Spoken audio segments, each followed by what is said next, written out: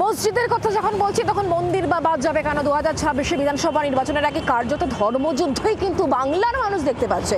একদিকে মুর্শিদাবাদ যেখানে বাবরি মসজিদ, আর অন্যদিকে শহর কলকাতা, দক্ষিণ কলকাতায় এবার জগন্নাথ মন্দির। কে সূচনা করছেন? তৃণমূল কাউন্সিলর চন্দ্রিমা ভট্টাচার্যের পুত্র সৌরভ বসু। দক্ষিণ কলকাতার বালিগঞ্জের ছবি আপনারা দেখতে পাচ্ছেন, যেখানে মহা অভিষেক হতে চলেছে। সৌরভ বসুর উদ্যোগে বালিগঞ্জে বিবেকানন্দ পার্কে এই মন্দিরের মহা অভিষেক।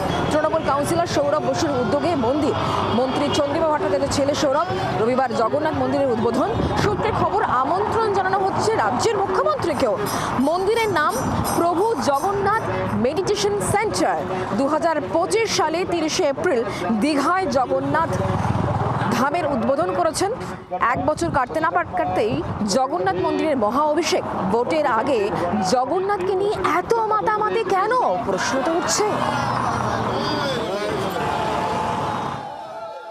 মানুষের বহুদিনের একটা ইচ্ছা ছিল, একটা দাবি ছিল যে যেহেতু একদম লেকটা পাশে, রবীন্দ্র সরোবর আমাদের পাশে, সঙ্গে সংলগ্ন এই বিবেকানন্দ পার্ক, এই বিবেকানন্দ পার্কে এখানে একটা মেডিটেশন সেন্টার, একটা যোগা সেন্টার যদি করা যায়, বিশেষ করে প্রবীণ নাগরিকদের জন্য, তাহলে তাদের এই মেডিটেশন অথবা ধ্যান করতে, এই নিজেদের শরীর চর্চা করতে এটা অনেক সুবিধা হবে।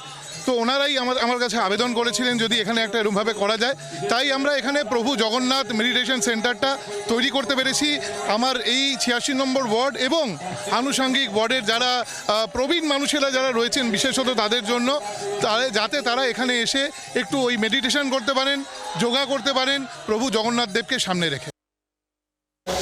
দীঘার পর এবার দক্ষিণ কলকাতায় আসতে চলেছেন প্রভু জগন্নাথ, আর তাকে ঘিরে একেবারে নির্বাচনের মুখে বলা যেতে পারে সরগরম দক্ষিণ কলকাতা। এই পরিচিত বিবেকানন্দ পার্ক, এই বিবেকানন্দ পার্কের মধ্যেই আগামী 15ই ফেব্রুয়ারি উদ্বোধন হতে চলেছে জগন্নাথ মন্দির। আর সেই মন্দির উদ্বোধনের ঢের আগে থেকেই চলছে প্রভুর স্নান, বিভিন্ন রকম আচার অভিষেক। পুরী থেকে আসছেন সেবায়েতরা, তারা কিন্তু রীতিমতো এখানে যাগযজ্ঞ থেকে শুরু করে মেডিটেশন সেন্টারও ইতিমধ্যেই তৈরি করা হয়েছে। এবং ভোট বৈতরণী পার করতে প্রভু জগন্নাথ দেবের আশীর্বাদ যে মমতা বন্দ্যোপাধ্যায়ের উপরে বর্ষিত হবে, সেটা কিন্তু বলছেন খোদ কাউন্সিলারই। জি 24 ঘন্টার জন্য ক্যামেরায় শুভ্রের সঙ্গে কমলাক্ষ ভট্টাচার্য, কলকাতা।